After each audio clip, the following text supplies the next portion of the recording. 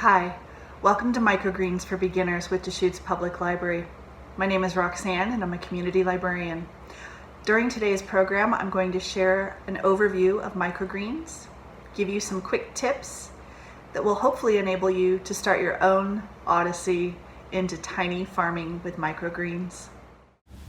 Nicknamed vegetable confetti, microgreens are young, tender, edible crops that are harvested as seedlings when they are approximately 2 to 4 inches tall. These tiny plants are grown to the first true leaf stage when 1 to 2 cotyledons are visible, and the first true leaf appears about 7 to 10 days after sowing. Depending on the type of seed, it could take up to 21 days to harvest. When harvesting, you take the stem, cotyledons, and the emerging true leaf. Microgreens should not be confused with sprouts, which are germinated seeds lacking true leaves. As you can see in this example, the cotyledons look like deformed clover leaves, and true leaves, for those microgreens that have them, will emerge from between the 2 cotyledons. They'll look a bit delicate and frilly in appearance. They may even look like miniature maple leaves. As you begin your microgreen tiny farm journey, I really do recommend you research specifics related to the seed you sow. What do the cotyledon and true leaves of a particular plant look like? As you can see here, there is some variation. Consider as well, how long is the germination period? Are you planting seeds in groups? It might be a good idea then to keep the 7 to 10 day germination seeds together and group 10 to 14 day seeds together. I frequently find myself unable to wait until my Swiss chard is fully ready. And that's fine because I'm a hobbyist. Feel free to experiment with harvesting dates, as some plants may have different flavor profiles on, say, day 10 as opposed to day 14. And depending on your taste buds, these flavor profiles may be more distinct depending on the date you harvest. So again, experiment. There are a ton of reasons to grow microgreens. They are fun and easy, so I recommend trying with children or those who are new to gardening and farming. Microgreens offer a quick turnaround and return on investment. They are a superfood, and a number of studies have been done analyzing the vitamin levels of microgreens versus their mature plant counterparts. They are easy to produce year-round in sunny south and southwest facing window sills in a variety of containers and growing mediums. It is an accessible, sustainable, and affordable solution, particularly for those facing food scarcity or vitamin deficiency issues in food deserts, poor climates, and tight living spaces. The real cost of microgreens is the seeds, so keep your eyes peeled for sales on seeds in stores. Some of the biggest issues I've encountered include overwatering, not enough sun, or adding too much dirt to the tops of my seeds when sowing. I'm going to let you in on a little secret I wish I'd figured out last summer. Unlike Jack's seeds, microgreen seeds aren't special or magical. Contrary to popular belief, the seeds really are no different than regular ordinary vegetable or herb seeds. It's just that some online suppliers sell all-inclusive kits or unique seed mixes for growing microgreens. So when you visit physical brick-and-mortar home and garden centers, such as Ace Hardware or Home Depot, you may not see seeds labeled as microgreen when browsing the seed carousels, or at least you may not see them later in the growing season from June through August. So microgreen is both a buzzword, sort of like labeling things vegan or gluten-free at the grocery store, and it's an indication at what edible stage a plant was harvested at. When it comes to microgreens, that time frame is usually 7 to 10 days for quick germinating seeds, and up to 21 days for those that take just a bit longer. Seed mixes can be a fantastic option for first-time growers as they offer a wide variety of tastes, textures, and nutrition. You may see rainbow mix or spicy, sweet, or mild mixes. Keep in mind, buying in bulk is always cheaper. Also, microgreen seed mixes and specialty vendors have a lot riding on the germination rate of their seeds. Their economic success depends upon it, so their websites contain a wealth of free, publicly available information, from cultivation directions to images for identification of cotyledons and true leaves. I've been experimenting these last few months, so my personal preference has been to purchase organic vegetable seed in regular size packets. But this isn't financially wise in the long run. Remember as well, reputable microgreen vendors will include lot number information in case there's a recall you need to be concerned about, and they should have been running germination rate tests. If that information isn't included on the package, check the website or give the company a call.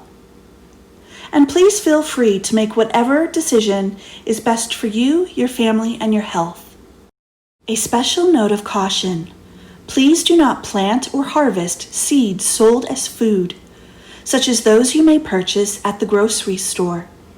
There can be a contamination issue when it comes to edible seeds versus planting seeds, so avoid chemically coated, treated, or pelleted seeds. Small seeds, such as non-organic carrot seeds, are often sold coated to make handling and sowing easier. These coated seeds may be pelleted individually or as clusters, so be sure to use raw seeds instead of coated or pelleted seeds. Common, quick, and easy microgreen options include arugula, bok choy, broccoli, chives, dill, kale, radish, and mustard, among others. Some growers or university extension departments recommend newbies and hobbyists avoid lettuce as they tend to be a bit too delicate. I've had a hard time sowing spinach in dirt as well as hydroponically, but that could be just me. I've successfully grown mustard, radish, dill, kale, broccoli, and arugula, both hydroponically and in soil, using mason jars and terracotta pots. I encourage all newbies to start with radish. It's a quick germinating crop with a turnaround of 4 to 7 days. It's almost foolproof, so try that to get started. More challenging but not impossible options include red amaranth, basil, beets, cilantro, and scallions. Carrots are a nice microgreen option. Even though we don't traditionally eat the greens of the mature plant, the microgreen version is said to be mildly sweet in flavor. So if you haven't ruined your taste buds as I have, you may be able to taste those subtle notes. And I've been able to grow basil, beets, and Swiss chard hydroponically as well as in soil.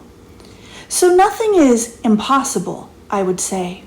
Give it a go and experiment. So you may have heard of shoots. Shoots are just bigger microgreens. They are grown the same, but usually come from larger seeds and are harvested when the crop is approximately 3 to 5 inches tall. To avoid confusion, they are often marketed as microgreens rather than shoots. Good options to try include peas, sunflowers, wheat, popcorn, and nasturtium. Take some time to research plant families. Family information can be super useful as it gives you an idea of common problems you may encounter or things not to become alarmed over. For instance, underwatered broccoli will grow white feathered feelers toward the bottom of the stem as the stem meets the root system and the dirt. This is because the plant is being underwatered and that part of the plant is seeking out moisture. You don't need to be concerned about this beyond adding more water. However, microgreen mold can be an issue. It is both a fungus or a mold that grows in cool and wet conditions. If infected, your seedlings may not germinate, or if they do, the first leaves will look limp or brown, and you may see fluffy white cobweb growth across the top of the soil. This is concerning, and it's an indication that you should probably toss out that batch of microgreens, clean the container, and start fresh. You can grow microgreens in a variety of containers. Based on my research and observations, commercial microgreen farmers typically use commercial growing trays. Hobbyists tend to use a wider variety of options, many of which you see listed here. I prefer to use mason jars, Pyrex, and terracotta for a couple of reasons. First, I'm much too frugal to purchase commercial growing trays, and I've read conflicting information on leaching in regard to food-safe plastics and galvanized metal. There is some debate about leaching if left in hot sun during long summer months. As I said earlier, glass containers allow me to better monitor my tendency to overwater, and I can visually monitor mold growth. I like terracotta, but it breathes, so I have to remember to water twice a day. Wood leaks, and I grow indoors. Also, most university extension programs feature videos that depict growers using terracotta or glass for indoor growing projects. Again, use your best judgment, do a bit of research, and feel free to experiment. Many commercial growers use BioStrate mats with hydroponic nutrient solution. If you haven't heard of BioStrate before, it is a bio-based, non-woven felt made from a biopolymer and natural fiber blend. Sold in sheets or in rolls, these BioStrate mats are set inside commercial growing trays that contain water or hydroponic nutrient solution. Seeds are spread across the top and misted during the growing period. BioStrate grow conditions are considered more hygienic and less risky when it comes to foodborne illness such as E. coli, salmonella, and listeria. If you use soil, then you'll want to be extra careful when harvesting and cleaning your microgreen crop before consuming. Commercial growers also use a variety of soils because some microgreens respond better to different growing conditions. Commercial growers tend to utilize vertical farming techniques. That means they're probably using commercial or restaurant-grade wire shelving units, commercial growing trays, and plant lights, and up they go from floor to ceiling. I encourage you to experiment, particularly with growing mediums, to gain first-hand experience and a better understanding of what works for your particular growing situation.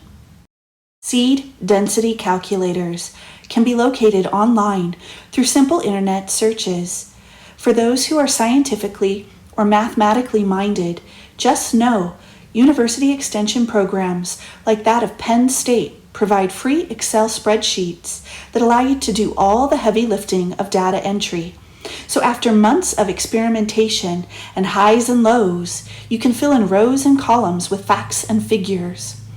Or try more user-friendly seed density calculators that allow you to simply enter the dimensions of your pot, say 3 to 5 inches, and then you select the type of seed, and voila, you're given an answer in ounces or teaspoons or tablespoons. Or live dangerously as I do and simply eyeball it, make it work, spread those seeds around. I haven't been disappointed yet. Right-brained friends represent. The sky is the limit. Microgreens are used as garnish and in a variety of recipes, in salads and sandwiches, on bruschetta, and in smoothies to give you an idea of the hundreds of recipes available online. There is a dearth of microgreen books available from traditional publishers, and this includes cookbooks. Hobbyists have taken it upon themselves to experiment, document, and self-publish. So just know, you'll need to turn to the web if you want a variety of recipes and a wealth of information on the topic. The Deschutes Public Library owns a handful of books as well, and I recommend them. Simply do a keyword search in our catalog for microgreen, all one word, to see what's available. Indoor Kitchen Gardening by Elizabeth Millard, Microgreen Garden by Mark Matthew Bronstein, and How to Grow Microgreens by Fiona Hill have been incredibly helpful for my own microgreen farming journey. I also recommend the Microgreens Cookbook by Brendan Davidson. All 4 of these items are available via the Deschutes Public Library's catalog, and you can place a hold today. So now it's time to grow your own microgreens. Pick a container, get your soil and your seeds ready. I'm adding organic seed starter soil for fruits and veggies and being sure to compact and shake it around as I go. You may notice that your package of seeds, particularly if they say radish seeds, encourage you to add ½ inch of soil to the top of those seeds. But I'm here to say when it comes to microgreens, less is more. So if it says to add ½ inch of soil to the top of those seeds, do be sure that you're adding only 1/4 inch, unless you want to pick soil from the tops of those seedlings. And let me tell you, that gets annoying real quick. As you approach the top of your container, lightly compact the soil and smooth it out. You want to ensure that you leave at least 1/4 inch of space between the top of your soil and the top of your container.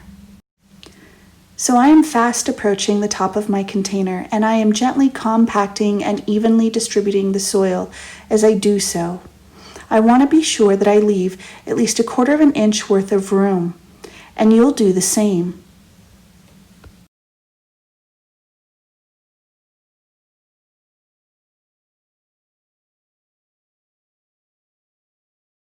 Now I'll begin adding radish seeds, doing my best to evenly distribute them as I do so.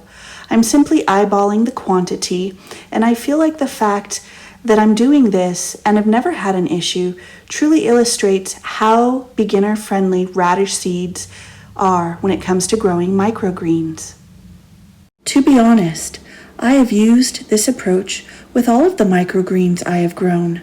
The only issue I have ever had is when my cat has crawled up into the windowsill and knocked a container over during the germination period, that first 36 to 48 hours when magic happens under the soil level.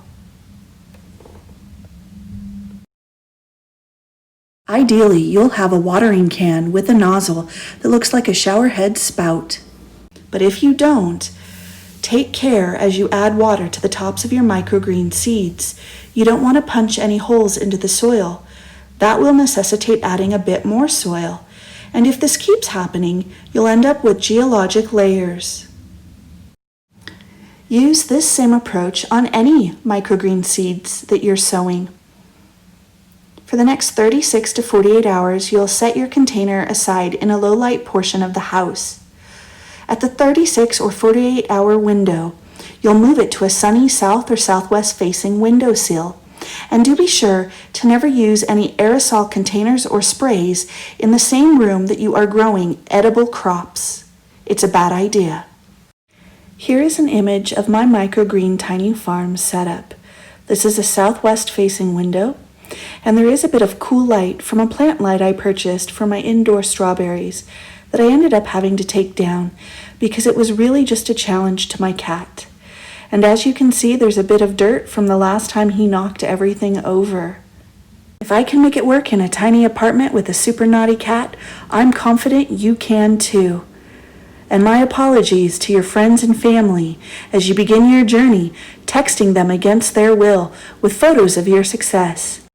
Earn your way back into friends and family's good graces by offering them a portion of your fresh and tasty microgreens. When you're ready to harvest, do so during the cool morning hours to avoid having them wilt or turn to goo during the hottest part of the day. When not filming, I harvest upright and hold and cut. This angle is a bit awkward and I don't recommend it. I don't particularly like when my stems go every which way. It may not be necessary to rinse if you did a great job sowing and your seedlings were able to easily burst through the soil. If you choose to rinse your microgreens, be sure to use cool or cold water. Pat dry and store in an airtight bag or container. I'll be eating these tonight, so I'll lightly pat dry. Best case scenario, your microgreen should last 3 to 4 days. Be mindful of your planting and harvesting schedule and consider succession planting. Toss your dirt and your old crop and start fresh. That's it. Mahalo for joining me for Microgreens for Beginners, and be sure to share your success photos via the Deschutes Public Library's Facebook page. Happy microgreen farming.